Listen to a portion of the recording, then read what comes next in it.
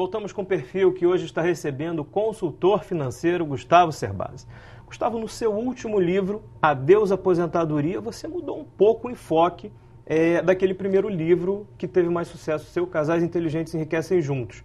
Você está dando dicas agora para pessoas que chegaram a 50, 60 ou mais e não se planejaram para a aposentadoria, que ainda estão contando com aquela renda do INSS, da aposentadoria formal. Para quem chegou a essa idade e não se planejou, qual é a solução? Olha, eu não diria que eu mudei o enfoque, mas eu adotei um enfoque que complementa o que eu tenho nos livros anteriores. Porque, na verdade, quando se fala de educação financeira, tem todo o mecanismo de buscar qualidade de consumo, de reservar parte do dinheiro, de pôr esse dinheiro para trabalhar. Ou seja, existe um convite da pessoa se qualificar e entender mais de investimentos para fazer boas escolhas. Agora, tem uma parcela importante da população que diz o seguinte: eu simplesmente não me sinto bem nesse processo de controlar gastos, de ter que discutir com o meu gerente de banco, com corretora de valores. A pessoa confia ou no INSS ou muitas vezes no fundo de pensão, plano de previdência da empresa. O que essas pessoas vão perceber lá na frente, ao fazer contas, é que o dinheiro que for acumulado, não importa qual seja, não importa qual tenha sido o esforço, não será suficiente para uma vida realmente digna, né? A conta é fácil de entender. Se hoje as pessoas querem trabalhar 35 anos e chegam aos 65, podem viver outros 35, eu teria que guardar pelo menos metade da minha renda para poder viver bem lá na frente. Ninguém faz isso. Então, a orientação que eu trago na Adeus Aposentadoria é que as pessoas entendam que não é preciso fazer um sacrifício muito grande para a aposentadoria, até porque se fizer um sacrifício muito grande, você pode prejudicar tanto o seu presente que talvez você nem viva a aposentadoria, você vai morrer antes, né? Eu tenho que ter qualidade de consumo. Não é preciso ter pressa para se aposentar. Isso é um problema muito comum no Brasil. As pessoas querem parar de trabalhar porque o trabalho é um fardo, né? É difícil, é desgastante, é muito sofrimento, então as pessoas querem o quanto antes. O buscar qualidade de vida é parte de um processo para a pessoa consumir melhor, aproveitar melhor a vida. Se tiver que estender o seu prazo para se aposentar dos 65 para 70 anos, isso tem que ser encarado como algo normal, até porque está se vivendo mais, então postergar o prazo de trabalho é interessante. As pessoas estão com uma qualidade de vida que leva uma criatividade, uma capacidade produtiva muito maior.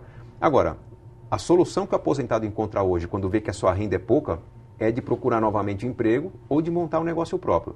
Geralmente pressionado pela necessidade, pela ansiedade, geralmente sem um planejamento adequado. Isso faz com que qualquer decisão seja frágil. A gente vê o trabalhador aposentado ou empreendedor aposentado uma postura extremamente frágil, ansiosa, né? Quase que desesperada por buscar renda. Ele é uma pessoa que está doente, está sofrendo. Então, o que eu convido as pessoas a fazerem não é inventar a roda, não é mudar muito a solução. A solução vai ser continuar trabalhando por mais tempo, só que trabalhando com algo prazeroso. Vai ser montar um negócio próprio, mas um negócio próprio planejado por 10 ou 15 anos, né? Que ele vá se sofisticando para se minimizar qualquer chance dele não dar certo. Você tocou num tema interessante que é o negócio próprio. Muitos brasileiros dizem, agora eu vou abrir meu negócio próprio. Perdi meu emprego, vou abrir uma barraca de cachorro-quente, eu vou abrir alguma coisa que eu seja o meu patrão. Uhum. Essa é a vocação realmente do brasileiro, da maior parte dos brasileiros? Ou abrir o próprio negócio não é para todo mundo? Olha, o brasileiro é muito corajoso, né? O brasileiro encara sacrifícios, ele mesmo não sabendo exatamente como vai ser seu negócio, ele se propõe a trabalhar madrugadas, finais de semana, ele sacrifica férias. Poucos no mundo fazem isso, como o brasileiro. O que acontece no Brasil é que hoje o número de empresas que abrem, aliás, o número de empresas que fecham as portas proporcionalmente às que abrem é muito grande. Por quê? Nós fazemos o empreendedorismo corajoso e sem planejamento. Se a gente for comparar com a realidade americana, né, em que o empreendedorismo parte de um bom projeto, lá eles conhecem, lá se faz muita pesquisa de mercado, né, então tem que fazer um mapeamento do mercado, ver se há demanda, preparar um belo projeto, um calhamaço de informação para ter certeza que o negócio é viável. Quando se abre uma empresa nos Estados Unidos, a chance dessa empresa fechar é muito pequena, né?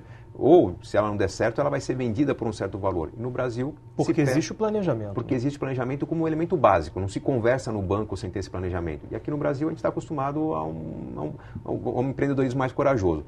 Eu não acho que o brasileiro tem vocação para empreender negócio próprio. Em lugar nenhum do mundo você tem mais do que 20% da população apta a montar um negócio próprio, né? De quem está nos assistindo ali, pelo menos 1 em cada 5 vai ter um perfil para montar um negócio, liderar pessoas, e 4 em cada 5 pessoas simplesmente não leva jeito para isso. O que nós temos que entender é que lá na aposentadoria, eu não preciso montar um negócio próprio, eu preciso ter uma atitude empreendedora. Se eu passar, por exemplo, 20 anos acumulando dinheiro num plano de previdência, em fundos de investimento, a partir da aposentadoria eu tenho tempo disponível para me envolver mais com esses investimentos, procurar soluções melhores, dar mais um ritmo mais intenso de crescimento. Por exemplo, eu posso experimentar o mercado de ações durante 20, 30 anos enquanto eu trabalho, não tenho tempo para isso. Lá na aposentadoria eu posso me envolver com o mercado de ações, estar presente nas reuniões de acionistas, nos eventos para investidores, alugar uma baia numa corretora de valores para estar perto do mercado, conversar com outros especialistas, tomar decisões mais sólidas. Mercado de imóveis é a mesma coisa. Muitas pessoas, talvez, ao longo de uma vida, se conseguirem construir um segundo pequeno imóvel, um terreninho, para ter uma pequena fonte de aluguel, talvez seja muito, porque sobra pouco dinheiro e pouco tempo. Mas, às vezes, esse conhecimento que se acumulou durante 20, 30 anos de construir um imóvel, né, de ter uma propriedade gerando aluguel, mesmo sendo pouco, lá na frente, com o tempo disponível, a pessoa vai estudar melhor o plano diretor da cidade, do estado, para saber para onde os projetos de expansão de infraestrutura estão evoluindo, né, se vale a pena manter ou não aquele imóvel, vender, comprar um outro terreno. Então, a disponibilidade de tempo vai fazer a pessoa aproveitar mais oportunidades. Então, o que parece ser um projeto pouco recompensador, na verdade, é um investimento pouco rentável, resultado de pouco tempo dedicado. Se a pessoa acumula experiência com isso, lá na frente ela estará apta a se envolver mais e fazer mais resultados com qualquer investimento que ela escolher.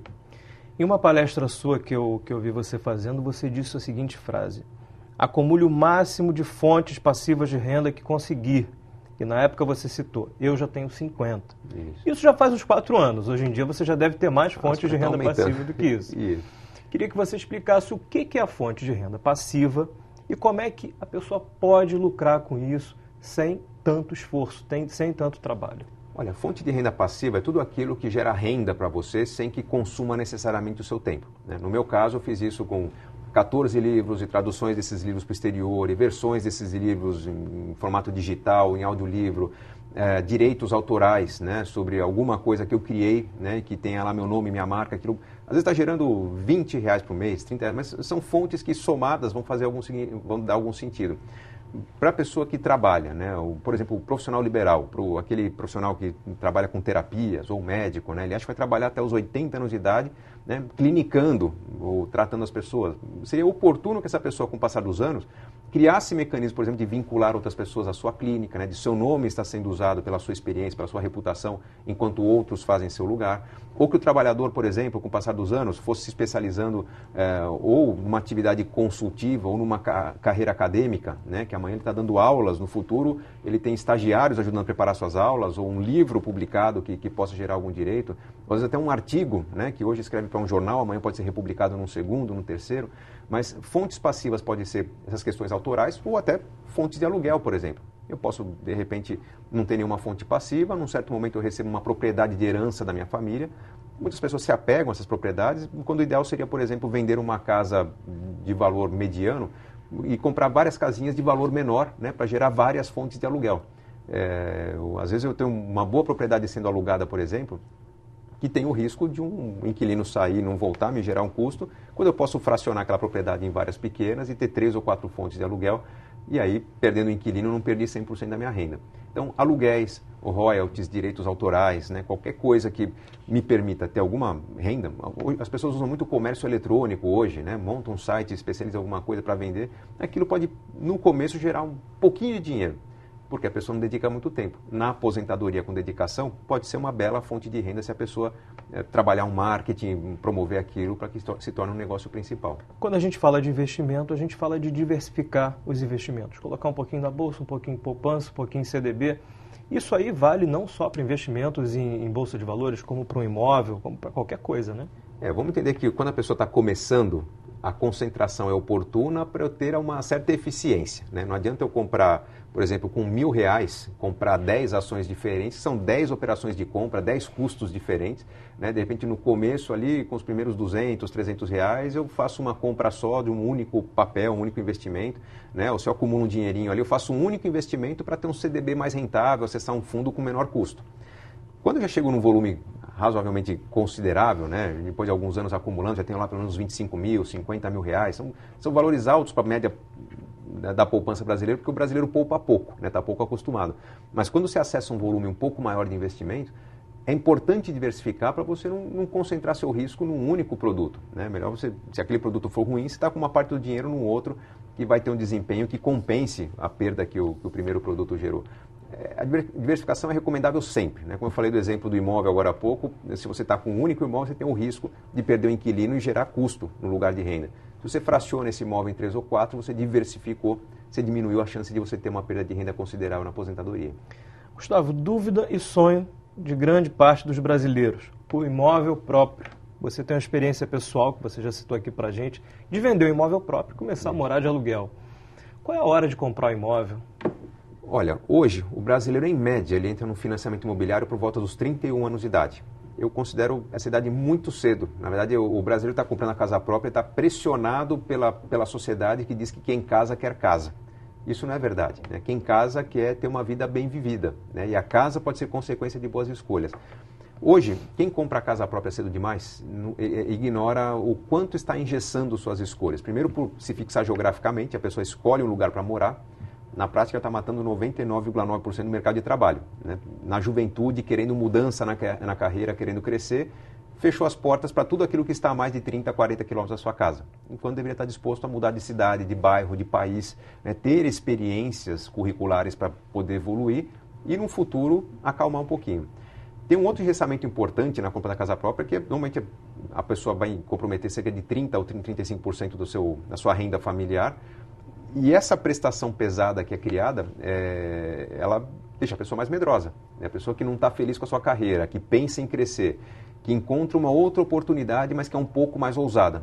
Ela faz uma continha mental ali, puxa, mas se eu estou estável aqui, estou pagando minhas contas, vou assumir o risco de um outro trabalho, vai que não dá certo, a pessoa começa a pôr um pé atrás e a juventude é o momento da mudança.